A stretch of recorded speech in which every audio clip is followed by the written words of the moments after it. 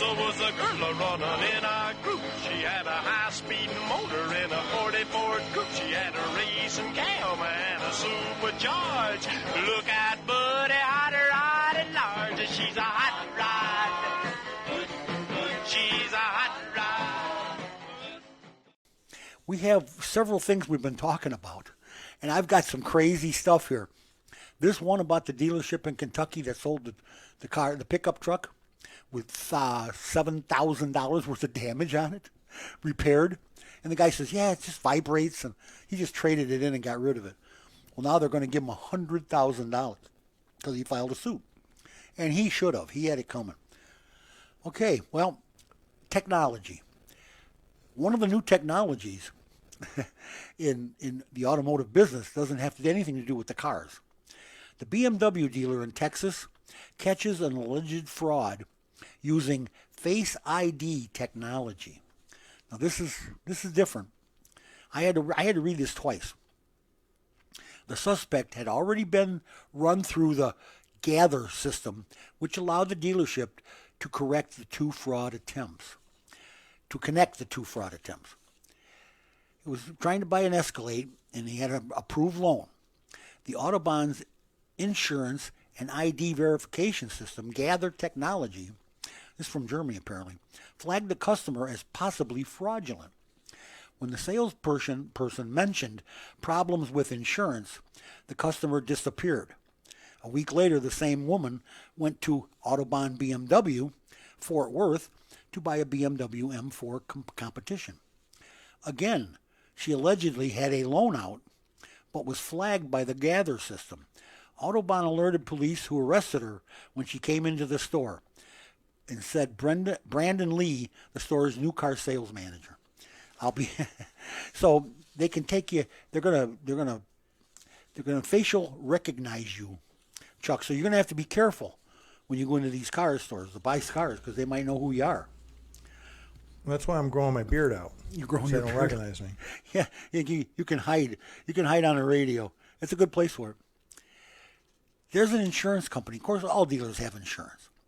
But these insurance companies are seeking legal protection if the dealership group is guilty of overcharging customers. In other words, they don't want to be liable for this. And that's illegal. I mean, it's illegal to overcharge people. 4 of the Fred Beans dealerships, wow, we got to separate that, face a possible class action lawsuit for overcharging customers for their fees. The dispute involves insurance coverage for an underlying proposed class action case accusing Fred Beans of Nissan of Flemington. Where's that? Oh, New Jersey. Fred Beans Hyundai of Flemington, Fred Beans Toyota of Flemington, and Fred Beans Ford of Washington of overcharging title and registration fees and failing to properly itemize document service fees. In other words, they just put on their service fee, $300, when they should have all been listed on there, and it probably would have come out to about $100. That case, pending in New Jersey Superior Court, seeks compensatory, punitive, and triple damages for alleged violations of the New Jersey law. I mean, they're out to get these people, and they're going to nail them. And the insurance company does not want to be liable for this because they don't feel like they should pay for it if you did something illegal. If you did something illegal and you knew it, come on. I mean, how can your insurance company be liable for that? That should not be liable. Well, before we get into the $25,000 electric car, I want to tell you one more story. National narrative on EV chargers is only part of the story. States are in charge. Now they're blaming it on the states. But slow progress doesn't equate to failure. More than 2 years since a federal program to incentivize electric vehicle charging along interstates launched, only 8 stations across 6 states are operational. 8 stations after 2 years. You know why? Well, but viewing electric vehicles, each of the 50 states dictates its own rules that support or complicate electric vehicle adoption. The discrepancies break the narrative into 50 stories of headway, roadblocks, detours, and delays. Here's the deal. If you don't know somebody, you can't get permits or you can't get anything going. Take charging, for example. Less than half of the states, 23 of them, have given nearly 600. That's not half the states. Yeah, it is, 46. 600 charging site awards through the National Electric Vehicle Infrastructure Program, according to EVA adoption data through May 28th. Doling out the awards for the money, giving the money to do it, is the first step. Businesses that receive the awards must then coordinate with state officials and utility companies to get their chargers up and running. State policymakers are also considering how to lay the groundwork for buyers with charger requirements at multi-unit housing and finding ways for EV owners to support road and infrastructure maintenance typically funded by gasoline taxes. Some states may increase vehicle registration fees for electric vehicles to make up for the lost gasoline tax or enforce alternatives, such as a mileage-based tax or per kilowatt hour state tax on the electricity used to charge electric vehicles. That's how they would know how much you're using it, how much you got to charge it. Is this enough? I mean, is charging enough saving for this? I mean, are you saving enough money for this grief and aggravation? Give me a break. I don't get it. I don't care for it, to be honest with you. And Chuck, I mean, you have to jump through hoops. You have to kiss the governor's ring. You have to, go to different meetings. You have to get all these people to give you these awards. They call them awards. They're funding for electric vehicle charging stations. And in 2 years, only 8 have gotten built. Now you tell me what's going on there. Well, the mistake that they made was, it's got to be you got to have a cousin in politics. Yeah, you got to know somebody. Right. I mean, it's not what you know, it's who you know. Yeah. Right. So that's the whole thing. Is that's what we should be asking is of the ones that were built, who were they related to and how'd they get built? Oh my God! Would you imagine what it would take in Illinois? Oh no. Oh no. Yeah. You could. Oh, me and my buddy JB. Well, I got to tell you, the only electric cars that are selling are cheap ones. You got to get the less expensive ones.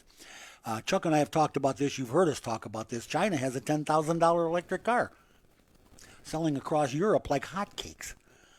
Now, electric vehicle prices are falling fast in the United States, but the cheapest models remain far more costly than what other countries have to offer. Where's our $25,000 electric vehicle? Well, it's enough that you know that everybody's working on it. They're all working on it. That's what they say. We're coming. It's coming soon, in short, is what they say. It might not seem that way at first. U.S. vehicle prices in general have soared to around $47,000 on average, and prices for electric models are higher still. That's what brings the average up, of course. Even after price cuts, the country's best-selling electric sedan, Tesla's Model 3, starts at around $40,000. Well, signs of slowing growth, and you know what? They're hurting. They're hurting, and they got tariffs. But now Chinese tariffs are going to be, they're talking about putting 100.5% tariffs on China vehicles and China parts. 102%. So instead of making your car cheaper, just make the other one more expensive. Right. Problem solved. Yeah, problem solved. You can't buy that cheap car from China because you can't get it. Well, the U.S. leader in EV affordability is Chevy, and they have a version of the Equinox electric, 319 miles of range for about $42,000 before federal tax credits that can knock $7,500 off the price. Those incentives will drop the cost of a base model available later this year below $28,000. I don't know the math there is correct. I just don't get it. Maybe there's more than $7,500 of incentives, because if it's $42,000 and you knock off $7,500, that's not $28,000. It's not even close. All right, but hey, it's going to bring it down. It's close to $12,000 is what they need. the original Bolt has been discontinued, so you know that. So the hope for General Motors to come up with a $25,000 one, you're going to be close. You'll be around 30, maybe a little less for that Equinox. So real quick though, I did have another kind of a related story to that I hadn't thought about before. This is interesting though, is that so the American car manufacturers are still trying to sell their vehicles in China. And I know you've talked about this before. Like for a long time, Buick was very popular in China. They were big. And so one of the things is BID, not only this discussion about BID has taken a big chunk of their profits out of China as well. So So there is an analysts from Bank of America say that that the big three should abandon the competitive Chinese market as soon as they possibly can, basically saying that there's no money to be made there. They said that sales are drying up. Well, if you got a $10,000 car and you got a Buick that's $45,000 or more, what are you going to sell? Right. And they're telling them basically abandon the Chinese market, focus on North America, which is where you're making your money at. And they're basically telling them there's no money to be made in China anymore. Just you should abandon it completely. Well, that's our government wants us to quit going to China for anything. Right. Is what they're doing, and that's the name of the game. Prices and specs haven't been announced yet, but it's a likely contender for best range for the price in the new class of 25,000s, the Jeep Renegade. They're going to make the Jeep Renegade will launch at $25,000. Electric Jeep very soon. They're coming. Like I say, they're coming. Ford goes back to the drawing board after being burned by high costs and underwhelming demand for its first two electric vehicles. Ford reversed course. It cut spending on battery-powered models by $12 billion. So they're like bailing on it. So guess what?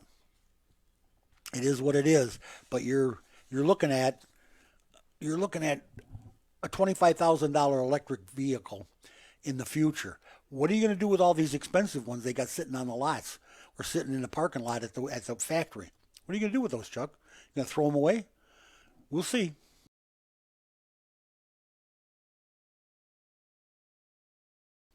Chuck, are we ever going to see a $25,000 car? Well, I guess electric car. The question is, would you want to? I mean, that's the other part of this. Well, so, I know how our manufacturers cut costs. I don't know if I want to. Right. Well, I mean, if you want, seatbelts and, headlights and stuff. Yeah, tires are optional on those. Well, and so this becomes the question, though, is that we find ourselves in a situation right now where the average American, we're dealing with inflation, we're dealing with the cost of goods going up, we're dealing with the cost of borrowing money going up. And so the question isn't necessarily even going back to Tesla or anything like that. There are people in the world that can afford to drop $100,000 on a Cybertruck, and there's people that are barely able to afford to buy groceries. They couldn't buy the tires for that Cybertruck. Right. And so that's the thing, is that in one aspect of it, you look at it and you say, well, should we allow these cheap cars? But on the other part of that is you say, well, there's people that there are people that literally their car is going to die. You're going to tell, it's going to rust away. They're going to stop being able to fix it. They're just not going to be able to afford a solution. They still got to get to work. Well, exactly. And you know what? Who in their right mind wants to buy a car? I bet you I could buy a Fisker right now for $25,000. Hertz still has all those Teslas. Yeah, they want to sell a bunch cheap Tesla. Yeah, they'll sell them. But who wants that? Besides that, if $25,000 car is what you can afford, how can you afford to fix it when it breaks? Well, right, and that becomes the question: is how can you afford the $15,000 battery if you buy an electric? You buy a used one. I've been seeing a lot of people talking about used Teslas and the market for them. You can get a great deal on a used Tesla. Oh. But you need to buy, as soon as you buy it, you need $15,000 for a battery. Yeah, you need a battery. That's not going to work. And this whole thing with the cheap electric vehicles, well, come on. That's neither here nor there to me, to be honest with you.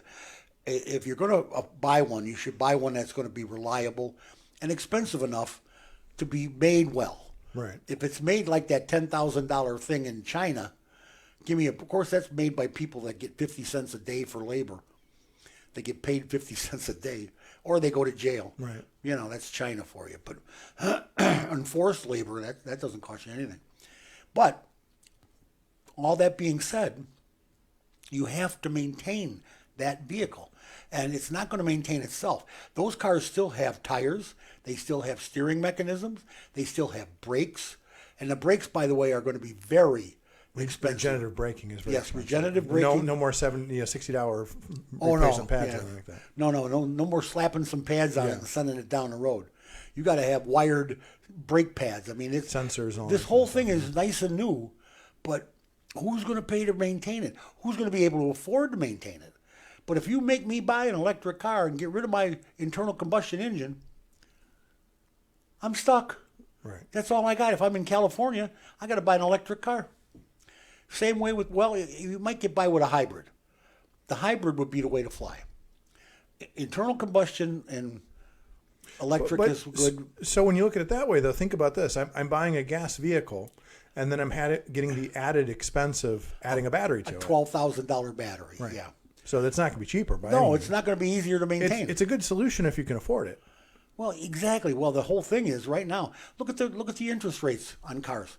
Was it 6-7%? Right. I know it's like 8 or 9% to borrow commercially. And that's what I'm saying is it's just the constant punches of high inflation, high interest rates, and by the way, you're forced to buy a new car within and we're by going to 2035. we're going to make these electric car companies. We're going to stick them in your ear. Right. And that's just not right.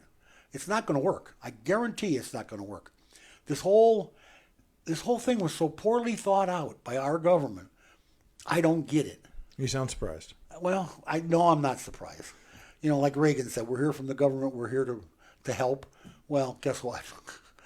We're here to help whether you can afford it or not. Yeah, whether you can afford it or not. They're going to take all this inflation and all these high interest rates and all this other stuff and force them on you, and then they're going to make you buy a car you can't afford to either buy or maintain.